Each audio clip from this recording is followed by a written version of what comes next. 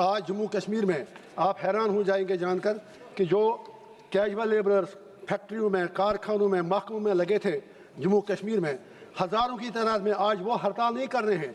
उनके बच्चे आज, जो बच्चों की एज जो 20-22 साल है, जो कैजुअल लेबर वो 50 को क्रॉस कर चुके हैं, लेकिन रेगुलर अभी तक नहीं हो रहे हैं। तो हमारे पार्लियामेंट के अंदर ही जब हम बाथरूम में जाते हैं तो जो बेचारे वो मुलाजिम लोग वहाँ पर हैं, जितनी बार वो हर MP को सलाम करते हैं उतनी उससे निस्फ तनख्वाह भी उनको नहीं मिलती है।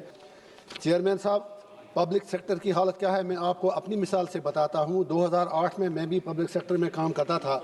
14 साल के बाद जब मैंने नौकरी छोड़ी, 2008 से आज 2026 है और अभी तक कुछ मेरे एरिया वहाँ बकाया है। तो आप उससे अंदाज़ा लगा सकते हैं कि क्या मज़दूर की हालत क्या है। मेरे प्रॉफिट का कहना है कि मज़दूर को मज़दूरी जो है वो पसीना आने से पहले दिया जाए, और क्या वजह है कि आज आप मज़दूर से उसके स्ट्राइक करने का भी हम हक छीन रहे हैं। बहुत बहुत सर चल नहीं रहा है। आपका बहुत बहुत शुक्रिया। उठो मेरी दुनिया के गरीबों को जगा दो, काख उम्रा के दरो दीवार हिला दो, जिस खेत से दहकान को मैसर न हो रोज़ी, उस खेत के हर खोशे गुंदुम को जला दो। चेयरमैन साहब, पब्लिक सेक्टर की हालत क्या है मैं आपको अपनी मिसाल से बताता हूँ। 2008 में मैं भी पब्लिक सेक्टर में काम करता था। 14 साल के बाद जब मैंने नौकरी छोड़ी, 2008 से आज 2026 है और अभी तक कुछ मेरे एरिया वहाँ बकाया है। तो आप उससे अंदाज़ा लगा सकते हैं कि क्या मज़दूर की हालत क्या है। मेरे प्रॉफिट का कहना है कि मज़दूर को मज़दूरी जो है वो पसीना आने से पहले दिया जाए, और क्या वजह है कि आज आप मज़दूर से उसके स्ट्राइक करने का भी हम हक छीन रहे हैं। आज जम्मू कश्मीर में आप हैरान हो जाएंगे जानकर कि जो कैजुअल लेबरर्स फैक्ट्रियों में, कारखानों में, महकमों में लगे थे जम्मू कश्मीर में, हज़ारों की तादाद में आज वो हड़ताल नहीं कर रहे हैं।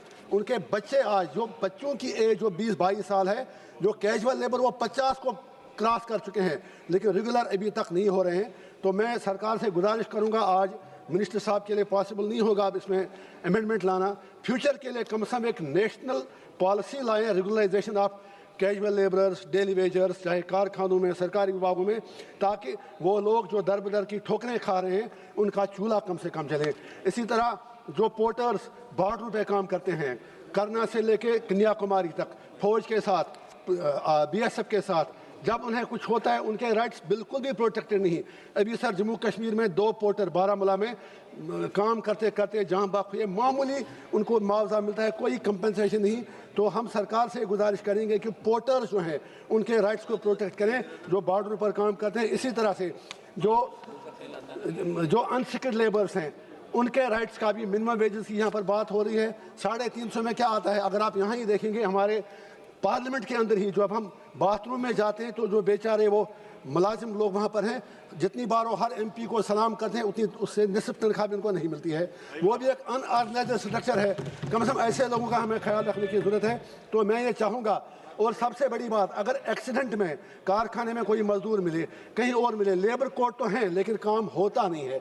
जो आपकी अदालतें हैं, लेबर कोर्ट्स जो आपने डिजिग्नेट किए हैं, स्टेट कमिश्नर लेबर हैं, बाकी लोग हैं, उनको लगता है वो पोस्टिंग उनकी बेकार जगह पे है, वो वहाँ पर टाइम पास के लिए जाते हैं। तो हमारी सरकार से गुजारिश होगी कि जब एक्सीडेंट में किसी मुलाजिम का, किसी मजदूर का, किसी कारकुन की बाजू कटती है, किसी का पाँव कटता है, तो उसको फिर दर बदर की ठोकरें खानी पड़ती हैं।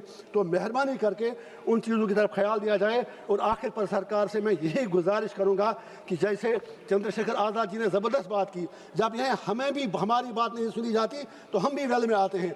जब आप मजदूरों का गला काटेंगे, अब आप 100 से 300 आ जाइए, 51% आएंगे तभी यूनियन बनाएंगे, फिर सारे देश कैसे। बस जस्ट 30 सेकंड मेरी सरकार से इतनी गुजारिश है कि मजदूरों का गला मत घूंटिए, चाहे महल आपका बने, महल किसी का बने, उसमें मजदूरों का खून होता है। अगर हम उनके खून की कदर, अगर हम उनकी मेहनत की कदर न करें तो वो बहुत बड़ा अन्याय होगा।